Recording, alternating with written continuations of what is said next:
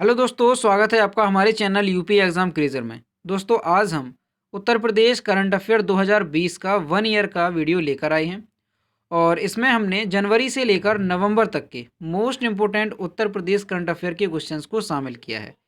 और आज का जो हमारा वीडियो है वो उत्तर प्रदेश के सभी कॉम्पिटिटिव एग्जाम्स और इंटरव्यू के लिए मोस्ट इम्पोर्टेंट है। तो वीडियो को अंत तक जरूर देखिएगा। तो चलिए शुरू करते हैं आज का वीडियो। पहला क्वेश्चन है, राष्ट्रमंडल संसदीय संघ भारत क्षेत्र का 7वां सम्मेलन उत्तर प्रदेश के किस शहर में आयोजित किया गया?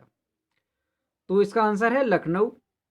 राष्ट्रमंडल संसदीय संघ भारत क्षेत्र का 7वां सम्मेलन उत्तर प्रदेश के लखनऊ शहर में आयोजित किया गया।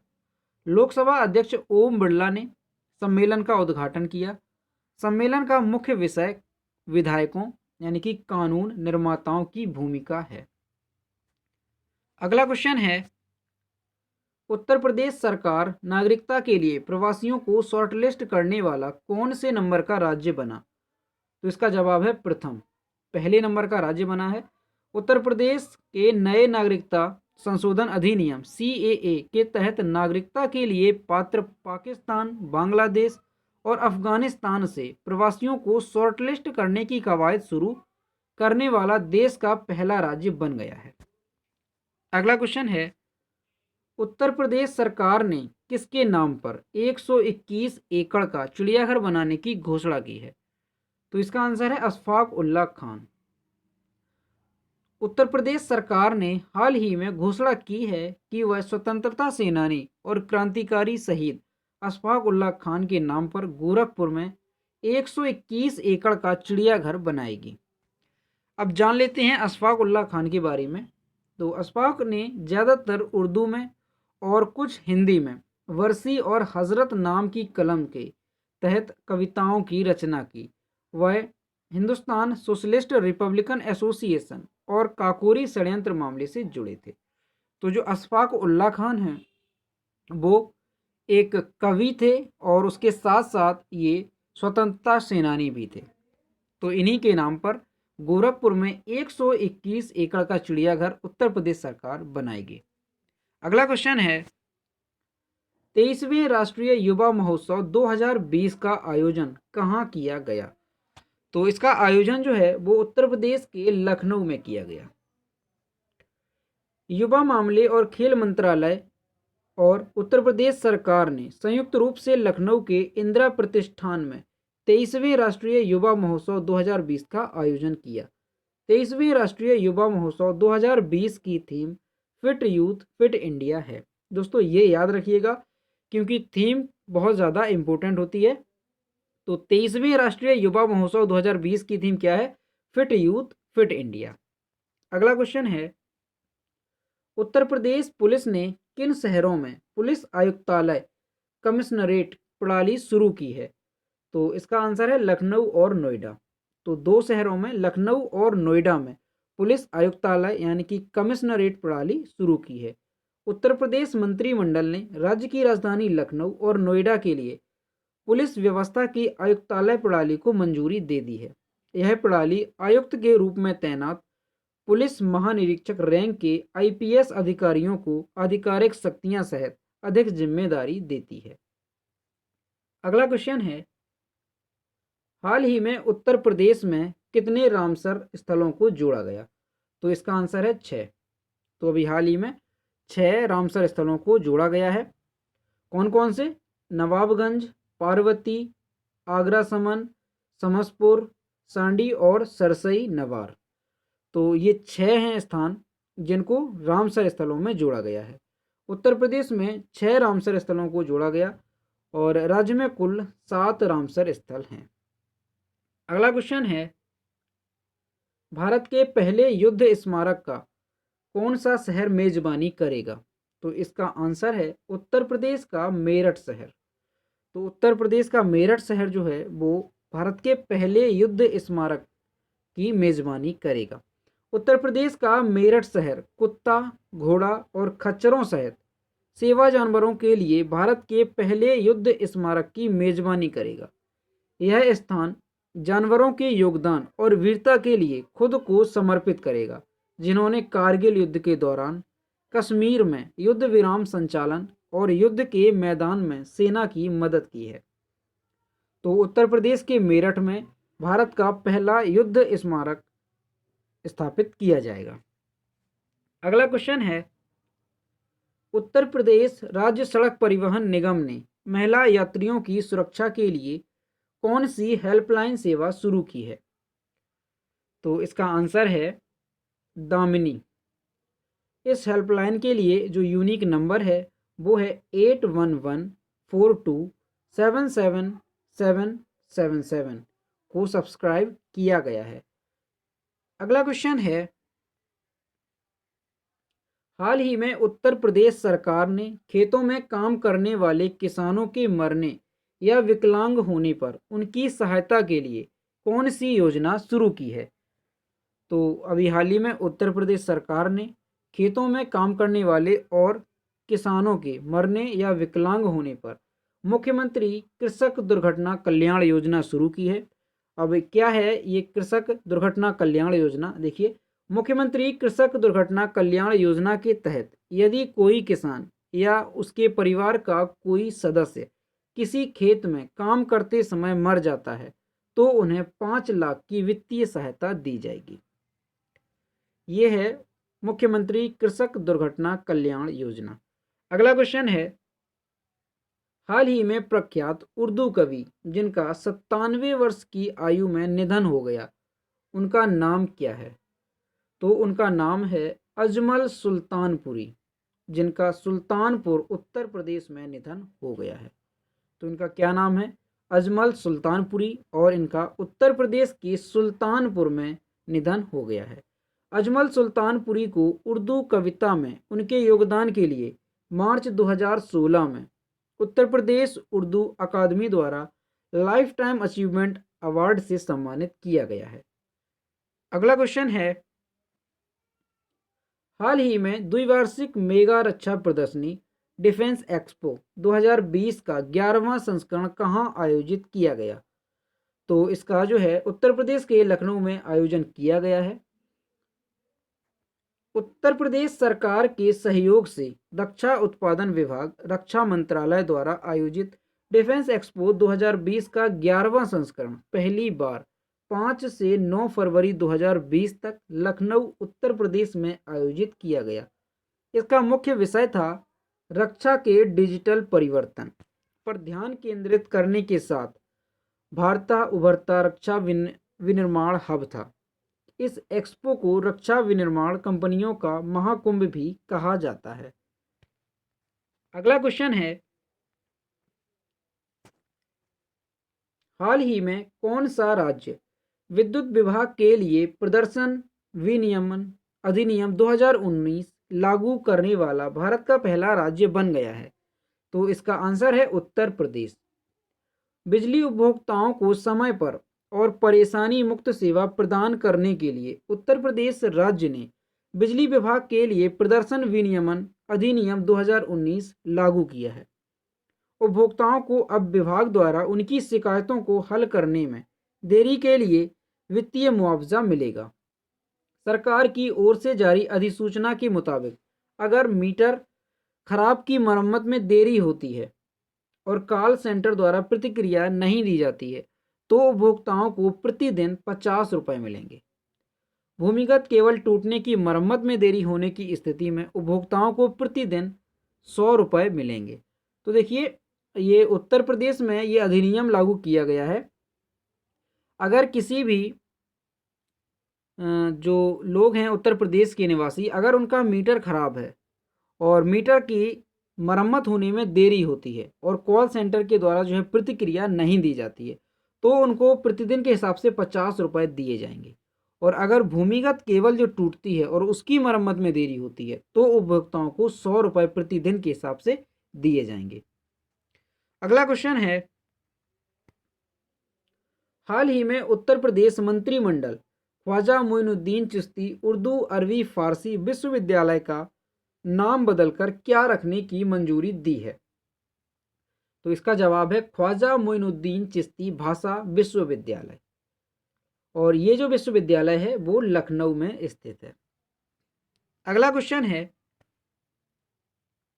हाल ही में उत्तर प्रदेश के प्रयागराज में रेलवे स्टेशनों के नाम बदलकर क्या रखे गए? तो देखिए अभी हाल ही में जो प्रयागराज में रेलवे स्टेशन के नाम बदले गए हैं, तो वो क्या रखे गए हैं? उत्तर प्रदेश के प्रयागराज में 4 रेलवे स्टेशन अब नए नाम से देखेंगे, जिसका उद्देश्य प्राचीन शहर की पहचान को पुनर्जीवित करना है। तो कौन कौन से हैं? देखिए, इलाहाबाद जंक्शन प्रयागराज जंक्शन होगा। इलाहाबाद शहर अब प्रयागराज रामबाग के नाम से जाना जाएगा। इलाहाबाद छौकी को बदलकर प्रयागराज छौकी कर दिया गया है और प्रयागराज घाट का नाम बदलकर प्रयागराज संगम कर दिया गया है। तो ये थे प्रयागराज के 4 रेलवे स्टेशन जिनका नाम बदल दिया गया है। अगला क्वेश्चन है, वाराणसी के पास कितने साल पुरानी शिल्प गांव का पता चला है? तो इसका आंसर है 4000 साल। तो वाराणसी के पास 4000 साल पुरानी शिल्प गांव का पता चला है। बनारस हिंदू विश्वविद्यालय के सर्वेक्षण कर्ताओं के एक दल ने लगभग 4000 साल पुरानी शहरी बस्ती का पता लगाया है, जिसके बारे में विशेषज्ञों का कहना है कि यह प्राचीन ग्रंथों में वर्णित शिल्प गांवों में से एक हो सकता है। अगला क्वेश्चन है, हाल ही में पद्मश्री से सम्मानित गिरिराज किशोर का निधन हो गया है, वह किससे संबंधित थे? तो गिरिराज किशोर हिंदी उपन्यासकार थे जिनका उनके आवास कानपुर में हृदय गति रुकने के बाद निधन हो गया है। अगला क्वेश्चन है, हाल ही में किस राज्य सरकार ने कौशल सतरंग युवा हब और शिक्षुता योजना शुरू की है? तो उत्तर प्रदेश सरकार ने सतरंग युवा हब और शिक्षुता योजना शुरू की है। उत्तर प्रदेश सरकार ने युवाओं के कौशल विकास और रोजगार सृजन के लिए 3 महत्वाकांक्षी योजना शुरू की है। अगला क्वेश्चन है, किस भारतीय पत्रकार ने उत्कृष्ट महिला मीडिया कर्मी के लिए चमेली देवी जैन पुरस्कार 2019 प्राप्त किया है? तो आरफा खानुम शेरवानी और रोहिणी मोहन ने ये उत्कृष्ट महिला मीडिया कर्मी के लिए जो है चमेली देवी जैन पुरस्कार सम्मान इन्हें दिया गया है। तो आरफा खानुम शेरवानी समाचार वेबसाइट द वायर की वरिष्ठ संपादक हैं, जबकि रोहिणी मोहन स्वतंत्र पत्रकार हैं जिन्हें चमेली देवी जैन पुरस्कार 2019 दिया गया है। अगला क्वेश्चन है दोस्तों, अगर वीडियो आपको पसंद आ रहा हो और थोड़ा भी हेल्पफुल लग रहा हो तो इसे लाइक जरूर कीजिए।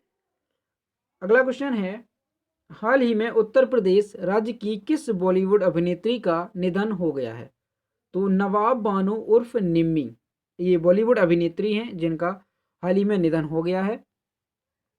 उन्हें निम्मी के नाम से भी जाना जाता था, जो 1950 और 1960 के दशक की हिंदी फिल्मों में लोकप्रिय थी। उनका जन्म 18 फरवरी 1993 को आगरा उत्तर प्रदेश में हुआ था।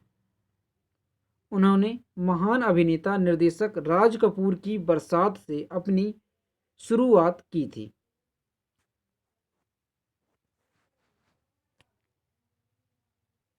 सॉरी दोस्तों, यहाँ पर 1993 नहीं है, यहाँ पर ये गलत प्रिंट हो गया है, 1933 है। कितना है? 1933। 1933।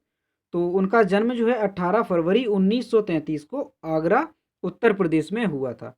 उन्होंने महान अभिनेता निर्देशक राज कपूर की बरसात से अपनी शुरुआत की थी। ठीक है दोस्तों, अगला क्वेश्चन है,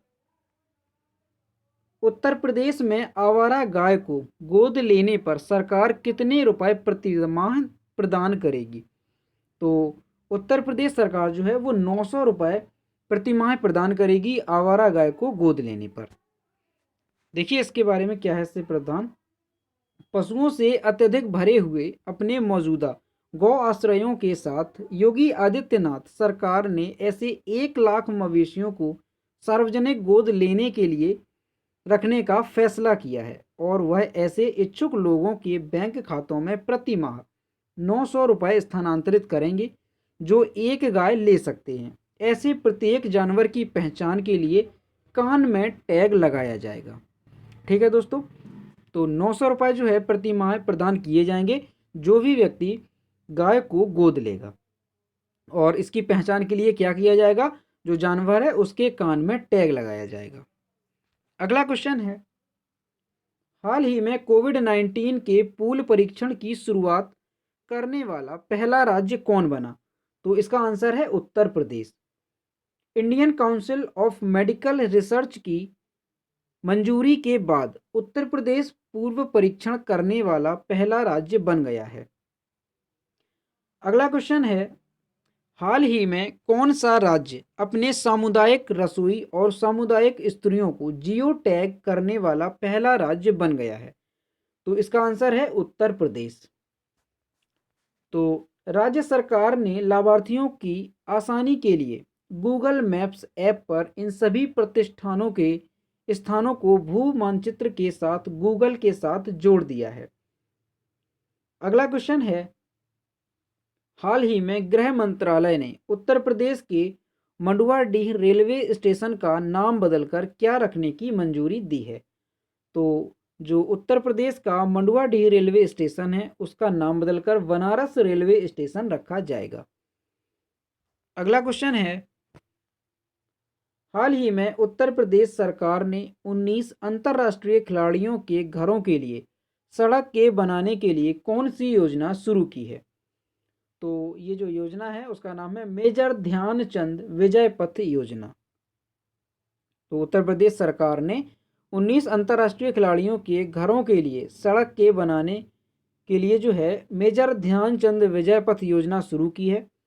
इस मेजर ध्यानचंद विजय पथ योजना की 19 जो योजना है मेजर ध्यानचंद विजय पथ योजना 19 के तहत राज्य के अंतर्राष्ट्रीय खिलाड़ियों को उनके घरों तक सड़क संपर्क मिलेगा।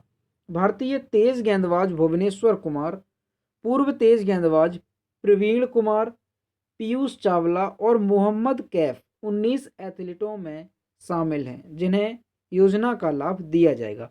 तो देखिए उत्तर प्रदेश सरकार ने जो 19 अंतर्राष्ट्रीय खिलाड़ी हैं तो उनके लिए घरों तक सड़क बनाएंगे, जो उनके घर तक सड़क को जोड़ा जाएगा। तो किस योजना के तहत? तो मेजर ध्यानचंद विजय पथ योजना के तहत। और 19 जो एथलीट हैं उनमें से ये भुवनेश्वर कुमार हैं और पूर्व तेज गेंदबाज प्रवीण कुमार हैं, पीयूष चावला हैं और मोहम्मद कैफ हैं, इसी में शामिल हैं। अगला क्वेश्चन है, उत्तर प्रदेश सरकार ने कोविड-19 महामारी के बीच स्वास्थ्य संबंधी युक्तियों और आयुर्वेदिक दवाओं के बारे में जानकारी प्रदान करने के लिए कौन सा ऐप लॉन्च किया है? तो इसका आंसर है आयुष कवच ऐप। मोबाइल ऐप आयुष कवच कोविड-19 स्वास्थ्य संकट को देखते हुए उत्तर प्रदेश के आयुष विभाग द्वारा विकसित किया गया था। अगला क्वेश्चन है, उत्तर प्रदेश सरकार ने प्रवासी कामगारों को सहायता प्रदान करने के लिए कौन सा ऐप शुरू किया है? तो इसका आंसर है प्रवासी राहत मित्र। ये क्वेश्चन काफ़ी ज़्यादा इंपॉर्टेंट है दोस्तों, तो इसे अच्छी तरीके से जो है याद कर लीजिएगा और आने वाले एग्जामों में आपको ये देखने को जरूर मिलेंगे। अगला क्वेश्चन है, उत्तर प्रदेश सरकार ने पूरे राज्य में राज्य और राष्ट्रीय राजमार्गों के साथ कितने किलोमीटर हर्बल रोड विकसित करने की घोषणा की है? तो इसका आंसर है 800 किलोमीटर। इन हर्बल सड़कों पर सड़क के दोनों ओर हर्बल और औषधीय पेड़ होंगे। हर्बल सड़कों पर पेड़ों में कौन कौन से पेड़ होंगे? तो पीपल होगा, नीम होगा, सहजन के साथ साथ ब्राह्मी, अश्वगंधा और जेट्रोफा जैसे हर्बल पेड़ शामिल हैं। तो उत्तर प्रदेश सरकार जो है उसने पूरे राज्य में राज्य और राष्ट्रीय राजमार्गों में जो हर्बल रोड विकसित करने की घोषणा की है। और होगा क्या, इन हर्बल रोड में ये सड़क के दोनों ओर पेड़ लगाए जाएंगे। और हर्बल पेड़ों में कौन कौन से पेड़ रहेंगे? तो पीपल हो गया, नीम हो गया, सहजन हो गया, ब्राह्मी, अश्वगंधा और जेट्रोफा जैसे हर्बल पेड़ जो है इसमें लगाए जाएंगे। अगला क्वेश्चन है, उत्तर प्रदेश सरकार ने नागरिकों की खाद्य जरूरतों के लिए कौन से पोर्टल लॉन्च किए? तो इसका जवाब है अन्नपूर्णा और आपूर्ति मित्र। 2 पोर्टल लॉन्च किए हैं। कौन कौन से? अन्नपूर्णा और आपूर्ति मित्र। अन्नपूर्णा पोर्टल का उद्देश्य लोगों को खाद्य उत्पादों के अपने ज्ञान को बढ़ाने में मदद करना होगा। जो उन्हें मिलता है। इसके अलावा आपूर्ति मित्र पोर्टल खाद्य उत्पादों की मुफ्त होम डिलीवरी प्रदान करेगा। तो ये दो पोर्टल हैं जो कि उत्तर प्रदेश सरकार ने नागरिकों की खाद्य जरूरतों के लिए लॉन्च किया है। अगला क्वेश्चन देखते हैं। अगला क्वेश्चन है, उत्तर प्रदेश सरकार ने राज्य में बाल श्रमिकों को शिक्षित करने के लिए कौन सी योजना शुरू की है? तो इसका आंसर है बाल श्रमिक विद्या योजना। तो अंतर्राष्ट्रीय बाल श्रम निषेध दिवस के अवसर पर बाल श्रमिक विद्या योजना शुरू की गई। इस योजना के तहत कामकाजी बच्चों को स्कूल भेजने पर लड़कों को 1,000 रुपये और लड़कियों को 1,200 रुपये प्रति माह तक का सालाना अनुदान सरकार देगी। इसके अलावा कक्षा 8, 9 और 10 पास करने वाले छात्रों को 6,000 रुपये की प्रोत्साहन राशि अलग से दी जाएगी। तो ये जो बाल श्रमिक विद्या योजना है, इसके तहत क्या होगा कि जो कामकाजी बच्चे हैं उनको स्कूल भेजने पर जो छात्र हैं उनको 1,000 रुपये और जो छात्राएं हैं उनको 1,200 रुपये प्रति माह सरकार जो है वो अनुदान में देगी। और इसके अलावा कक्षा 8, 9, 10 पास करने पर छात्रों को 6,000 रुपये की प्रोत्साहन राशि अलग से दी जाएगी। और दोस्तों, उत्तर प्रदेश की योजनाओं के बारे में अगर आपको जानना है तो हमारे चैनल पर हमने प्लेलिस्ट बनाई है, तो उसमें हमने उत्तर प्रदेश की सभी योजनाओं को एक एक करके डिटेल में बताया है, तो आप उन वीडियो को देख सकते हैं। अगला क्वेश्चन है, हाल ही में कौन सा राज्य महात्मा गांधी राष्ट्रीय ग्रामीण रोजगार गारंटी योजना मनरेगा के तहत श्रमिकों को रोजगार प्रदान करने वाला भारत का शीर्ष राज्य बन गया है? तो इसका आंसर है उत्तर प्रदेश। जारी किए गए आंकड़ों के अनुसार मनरेगा में राज्य की 57,000 ग्राम पंचायतों में 57,12,975 श्रमिकों को रोजगार मिला है, जो देश में मनरेगा के तहत दिए गए कुल कार्य का 18% है। अगला क्वेश्चन है, हाल ही में किस राज्य सरकार ने फ्लैटेड फैक्ट्री मॉडल योजना को अपनाने का फैसला किया है? तो इसका आंसर है उत्तर प्रदेश। तो उत्तर प्रदेश ने अभी हाल ही में फ्लैटेड फैक्ट्री मॉडल योजना को अपनाने का फैसला किया है। तो ये क्या है फ्लैटेड फैक्ट्री योजना, देखते हैं। फ्लैटेड फैक्ट्री ऐसे उद्यमियों के लिए है जो कम पूंजी में अपना व्यवसाय शुरू करना चाहते हैं, जिनके पास जमीन खरीदने के लिए पैसे नहीं हैं, वह किराए पर जगह लेकर व्यवसाय शुरू कर सकते हैं। तो ये है फ्लैटेड फैक्ट्री योजना। अगला क्वेश्चन है, हाल ही में कैबिनेट ने उत्तर प्रदेश के किस हवाई अड्डे को अंतर्राष्ट्रीय हवाई अड्डा के रूप में घोषित करने की मंजूरी दी? तो इसका जवाब है कुशीनगर हवाई अड्डा। तो कुशीनगर के इलाकों में कई बौद्ध सांस्कृतिक स्थलों जैसे कि कपिलवस्तु है, श्रावस्ती, लुम्बिनी स्थित है और एक अंतर्राष्ट्रीय हवाई अड्डे के रूप में घोषणा एक बेहतर कनेक्टिविटी प्रदान करेगा। तो अभी हाल ही में उत्तर प्रदेश सरकार ने जो हवाई अड्डा है कुशीनगर हवाई अड्डा, उसे अंतर्राष्ट्रीय हवाई अड्डा के रूप में घोषित करने की घोषणा की है और इससे क्या होगा, बेहतर कनेक्टिविटी होगी इससे। अगला क्वेश्चन है, हाल ही में किस राज्य की कैबिनेट ने गौ अध्यादेश वध रोकथाम 2020 के मसौदे को मंजूरी दी? तो इसका आंसर है उत्तर प्रदेश। गौवध रोकथाम अध्यादेश 2020 का उद्देश्य अपराधों को रोकना और गाय की रक्षा करना और गौ हत्या से संबंधित है। प्रस्तावित कानून में गाय को शारीरिक क्षति के लिए 7 साल तक के कारावास की सजा और गौ हत्या से संबंधित मामलों में 3 लाख तक का जुर्माना लगाया गया है। अगला क्वेश्चन है, हाल ही में आईआईटी कानपुर ने कौन सा टीचिंग सेटअप विकसित किया है? तो अभी हाल ही में आईआईटी कानपुर ने मोबाइल मास्टर जी टीचिंग सेटअप तैयार किया है। तो देखिए, आईआईटी कानपुर ने एक घर से कक्षा टीचिंग सेटअप मोबाइल मास्टर जी विकसित किया है। इससे भारत के ग्रामीण छात्रों के लिए बहुत फायदेमंद होने की उम्मीद है। इस सेटअप पर अपने स्मार्टफोन का उपयोग करके शिक्षकों के लेक्चर या निर्देश को रिकॉर्ड किया जा सकता है। तो ये है मोबाइल मास्टर जी टीचिंग सेटअप। अगला क्वेश्चन है, हाल ही में आईआईटी कानपुर ने कौन से डिसइंफेक्टेंट सिस्टम को विकसित किया है? तो इसका आंसर है शुद्ध।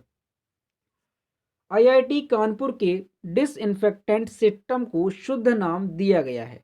यह सिस्टम किसी भी एंड्रॉयड मोबाइल से ऑपरेट हो सकता है। सिस्टम की खास बात यह है कि कुछ मिनटों में ही यह पूरे कमरे को सैनिटाइज कर सकता है। सैनिटाइज करने के लिए लिक्विड सैनिटाइजर का इस्तेमाल किया गया है, जिससे केमिकल रिएक्शन का खतरा नहीं है। इमेजिनरी लैब में शुद्ध, जो ये शुद्ध है सिस्टम, शुद्ध इसका फुल फॉर्म क्या है? देखिए, smartphone handy ultraviolet disinfection helper, इसका ये फुल फॉर्म है, नाम का एक यूवी सैनिटाइजिंग सिस्टम बनाया है। अगला क्वेश्चन है, हाल ही में उत्तर प्रदेश सरकार ने किस विशाल वृक्षारोपण कार्यक्रम का शुभारंभ किया है? तो मिशन वृक्षारोपण 2020 का शुभारंभ किया है उत्तर प्रदेश सरकार ने। सीएम योगी आदित्यनाथ ने मिशन वृक्षारोपण 2020 का उद्घाटन करने के लिए लखनऊ के कुकरेल रिजर्व फॉरेस्ट की हरिशंकरी वाटिका में 3 पौधे लगाए। अगला क्वेश्चन है, उत्तर प्रदेश सरकार ने अनुसूचित जातियों के सर्वांगीण विकास हेतु कौन सी योजना शुरू की है? तो उत्तर प्रदेश सरकार ने अनुसूचित जातियों के सर्वांगीण विकास हेतु नवीन रोजगार छतरी योजना शुरू की है। इस योजना के तहत राज्य के गरीब, दलित और मजदूर श्रमिक वर्ग को आर्थिक रूप से सहायता प्रदान कर उन्हें रोजगार से जोड़ा जाएगा, जिससे उनकी आर्थिक परेशानी दूर होगी और उन्हें कोरोना बीमारी के दौर में पैसे को लेकर परेशानी का सामना भी नहीं करना पड़ेगा। तो यह है नवीन रोजगार छतरी योजना। अगला क्वेश्चन है, हाल ही में भारत की किस ई कॉमर्स कंपनी ने उत्तर प्रदेश सरकार की वन डिस्ट्रिक्ट वन प्रोडक्ट योजना के साथ एक समझौता ज्ञापन पर हस्ताक्षर किए हैं? तो फ्लिपकार्ट जो कंपनी है ई कॉमर्स, उसने उत्तर प्रदेश सरकार की वन डिस्ट्रिक्ट वन प्रोडक्ट योजना के साथ एक समझौता ज्ञापन पर हस्ताक्षर किए हैं। समझौता ज्ञापन पर कारीगरों, बुनकरों और शिल्पकारों को फ्लिपकार्ट समर्थ पहल के दायरे में लाया जाएगा। यह वन डिस्ट्रिक्ट वन प्रोडक्ट योजना के तहत कारीगरों और शिल्पकारों को उनके व्यापार को ऑनलाइन विस्तारित करने के लिए गति प्रदान करेगा, क्योंकि वह सामाजिक और आर्थिक चुनौतियों का सामना करते हैं।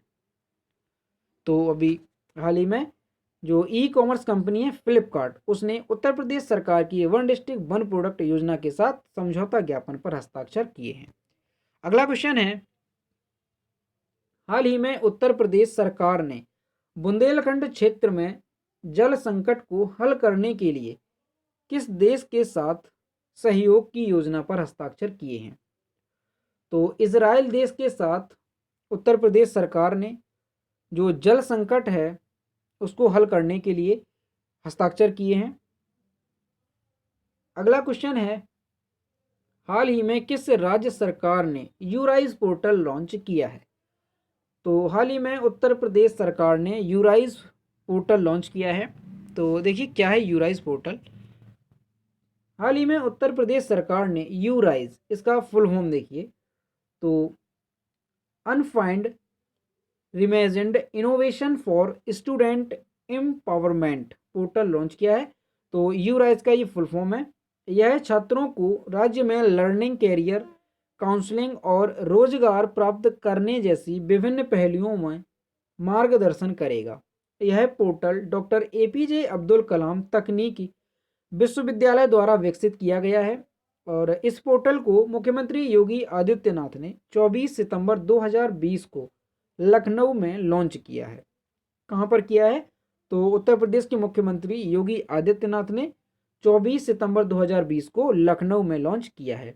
दोस्तों, कभी कभी एग्जाम में नाम पूछ लिया जाता है, कि कोई भी योजना है या कोई भी पोर्टल है, इसे किसने लॉन्च किया। तो इस पोर्टल को मुख्यमंत्री योगी आदित्यनाथ ने लॉन्च किया है, और किस जगह पर, तो लखनऊ में। अगला क्वेश्चन देखते हैं, हाल ही में उत्तर प्रदेश के किस जिले में स्टी गोल्डन जीवाश्म खोजे गए। तो इसका आंसर है सहारनपुर में। तो अभी हाल ही में सहारनपुर में स्टी गोल्डन जीवाश्म खोजे गए हैं। तो और ये जो जीवाश्म है ये कितने साल पुराना हो सकता है। तो ये जो अनुमान लगाया गया है कि ये जो जीवाश्म है वो 5 से 8 मिलियन वर्ष पुराना हो सकता है। अगला क्वेश्चन है, हाल ही में उत्तर प्रदेश के किस जिले में जैविक खाद्य प्रसंस्करण इकाई का उद्घाटन किया गया। तो उत्तर प्रदेश के बाराबंकी जिले में जैविक खाद्य प्रसंस्करण इकाई का उद्घाटन किया गया है। देखिए, उत्तर प्रदेश के बाराबंकी में जैविक खाद्य प्रसंस्करण इकाई की स्थापना की गई। इस इकाई से क्षेत्र के लगभग 5,000 किसानों को लाभ मिलेगा। अगला पॉइंट है इसमें, उल्लेखनीय है कि उत्तर प्रदेश में बाराबंकी को अपनी एक जनपद एक योजना के तहत खाद्य प्रसंस्करण केंद्र के रूप में नामित किया है। अगला क्वेश्चन है, हाल ही में किस राज्य सरकार ने महिला सुरक्षा के लिए मिशन शक्ति की शुरुआत की है। तो अभी हाल ही में उत्तर प्रदेश सरकार ने महिला सुरक्षा के लिए मिशन शक्ति की शुरुआत की है। उत्तर प्रदेश के मुख्यमंत्री योगी आदित्यनाथ ने 17 अक्टूबर 2020 को मिशन शक्ति अभियान की शुरुआत बलरामपुर से की है। देखिए, ये इम्पोर्टेंट है कि जो उत्तर प्रदेश में मिशन शक्ति अभियान जो है उसकी शुरुआत कहाँ से की गई है। तो उत्तर प्रदेश के बलरामपुर से इसकी शुरुआत की गई है। अगला पॉइंट है इसमें, मिशन शक्ति के तहत प्रदेश भर में शोधों व मंचलों को चिन्हित कर उनकी धरपकड़ की जाएगी। तो ये है मिशन शक्ति अभियान। अगला क्वेश्चन है, मुलायम सिंह यादव मेडिकल कॉलेज का नाम बदलकर क्या रखा गया। तो देखिए, अभी हाल ही में मुलायम सिंह यादव जो मेडिकल कॉलेज है उसका नाम बदल दिया गया है, और नया नाम रखा गया है उसका national capital region institute of medical science, ये उसका नाम रखा गया है। अगला क्वेश्चन है, कंपनी पेप्सिको किस राज्य में एक नवीन आलू चिप्स उत्पादन इकाई स्थापित करेगी। तो इसका आंसर है उत्तर प्रदेश। तो जो पेप्सिको कंपनी है वो उत्तर प्रदेश में एक नवीन आलू चिप्स उत्पादन की इकाई स्थापित करेगी। तो बहुराष्ट्रीय फूड एवं beverage company PepsiCo Uttar Pradesh में 814 करोड़ रुपए के निवेश से आलू चिप्स बनाने की फैक्ट्री लगाएगी। कंपनी मथुरा जिले के कोसी में यह फैक्ट्री बनाएगी। इस फैक्ट्री से 1500 लोगों को प्रत्यक्ष व परोक्ष रोजगार मिलेगा। तो देखिए, ये जो कंपनी बनाई जाएगी इसकी लागत कितनी है, तो 814 करोड़ रुपए, और ये कहाँ पर लगाई जाएगी। तो ये जो कंपनी है वो मथुरा जिले के कोसी में बनाई जाएगी। ठीक है दोस्तों, और इस कंपनी से प्रत्यक्ष और परोक्ष रूप से 1500 लोगों को रोजगार मिलेगा। अगला क्वेश्चन है, दिसंबर में शुरू होने वाला उत्तर प्रदेश का तीसरा चिड़ियाघर किस शहर में स्थित है। तो इसका आंसर है गोरखपुर में। तो उत्तर प्रदेश का जो तीसरा चिड़ियाघर है वो गोरखपुर में स्थित है। यह प्रदेश का तीसरा चिड़ियाघर होगा। इस समय प्रदेश में जो चिड़ियाघर हैं, तो देखिए अभी तक उत्तर प्रदेश में 2 चिड़ियाघर है। पहला है कहाँ पर, लखनऊ में, और दूसरा है कानपुर में, और तीसरा जो बनेगा, और वो बन भी चुका है दोस्तों, तो वो है गोरखपुर में, और इसे दिसंबर में आम लोगों के लिए ओपन कर दिया जाएगा। और आपको बता दें, ये जो गोरखपुर में चिड़ियाघर बना है उत्तर प्रदेश का तीसरा, ये लखनऊ और कानपुर के चिड़ियाघर से काफ़ी बड़ा होगा। ठीक है दोस्तों, और इस प्रोजेक्ट को 291 एकड़ में मूर्त रूप दिया गया है, जिसमें 31 बाड़ों में 30 नस्लों के करीब 200 वन्य जीवों व विभिन्न प्रजातियों की पक्षियों को रखा जाएगा। और आपको बता दें, जो गोरखपुर का चिड़ियाघर है उसमें लखनऊ से और कानपुर के चिड़ियाघर से, और इसके अलावा जो इटावा में लायन सफारी है, उन तीनों जगहों से जानवरों को लाया जाएगा और इस गोरखपुर चिड़ियाघर में रखा जाएगा। अगला क्वेश्चन है, प्रधानमंत्री श्री नरेंद्र मोदी ने भारत के किस राज्य में ग्रामीण पेयजल आपूर्ति परियोजनाओं की आधारशिला रखी? तो इसका आंसर है उत्तर प्रदेश। तो प्रधानमंत्री श्री नरेंद्र मोदी ने उत्तर प्रदेश के मिर्जापुर और सोनभद्र जिलों में वीडियो कॉन्फ्रेंसिंग के जरिए ग्रामीण पेयजल आपूर्ति परियोजना की आधारशिला रखी। अगला क्वेश्चन है, उत्तर प्रदेश के किस नदी पर प्रदेश का पहला फ्लोटिंग स्टेशन बनने जा रहा है? तो इसका आंसर है गोमती नदी। तो प्रदेश का पहला फ्लोटिंग स्टेशन लखनऊ में बनने जा रहा है। नदियों में प्रदूषण फैलाने वालों पर अब तैरती नजर रहेगी। यह फ्लोटिंग स्टेशन सोलर पावर से चलेंगे। इनके लिए बिजली की कोई ज़रूरत नहीं होगी। और दोस्तों आपको बता दें कि हम उत्तर प्रदेश का डेली करंट अफेयर का वीडियो लाते हैं, तो अगर आपने वो वीडियो नहीं देखे हैं तो आप ज़रूर देखें, और अगर चैनल को सब्सक्राइब नहीं किया है तो आप चैनल को सब्सक्राइब कर लीजिए।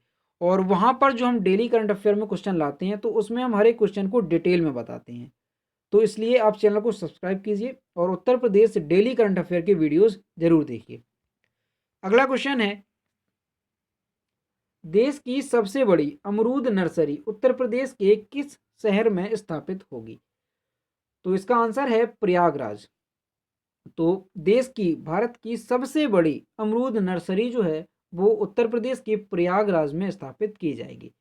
पौधशाला बनाने के लिए सैदाबाद में 28 बीघा जमीन की पैमाइश पूरी कर ली गई है। इस पौधशाला का निर्माण इजराइल की तकनीक से किया जाएगा। अगला क्वेश्चन है, हाल ही में मुख्यमंत्री योगी आदित्यनाथ ने कौन से 594 किलोमीटर लंबे एक्सप्रेस वे के बनने का ऐलान किया है? तो इसका आंसर है गंगा एक्सप्रेस वे। देश के सबसे लंबे एक्सप्रेस वे का जून 2021 में शिलान्यास होगा। मेरठ से प्रयागराज को जोड़ने वाले गंगा एक्सप्रेस वे की नींव प्रधानमंत्री नरेंद्र मोदी के हाथों रखी जाएगी। इसकी अनुमानित लागत जो है वो है 39,298 करोड़ रुपए। और ये जो एक्सप्रेसवे है वो देश का सबसे लंबा एक्सप्रेसवे है। अगला क्वेश्चन है, जमीन के नीचे मौजूद पानी को सहेजने के लिए योगी सरकार ने कौन सी योजना शुरू की है? तो अभी हाल ही में योगी सरकार ने पानी को सहेजने के लिए अटल भूजल योजना की शुरुआत की है। योगी सरकार भूमिगत जल के संरक्षण और प्रबंधन के लिए केंद्र सरकार की महत्वाकांक्षी अटल भूजल योजना को यूपी में लागू करने जा रही है। वर्तमान में अटल भूजल योजना प्रदेश के 10 जिलों में लागू है और अब बाकी बचे 65 जिलों में भी अटल भूजल योजना लागू कर दी जाएगी। अगला क्वेश्चन है,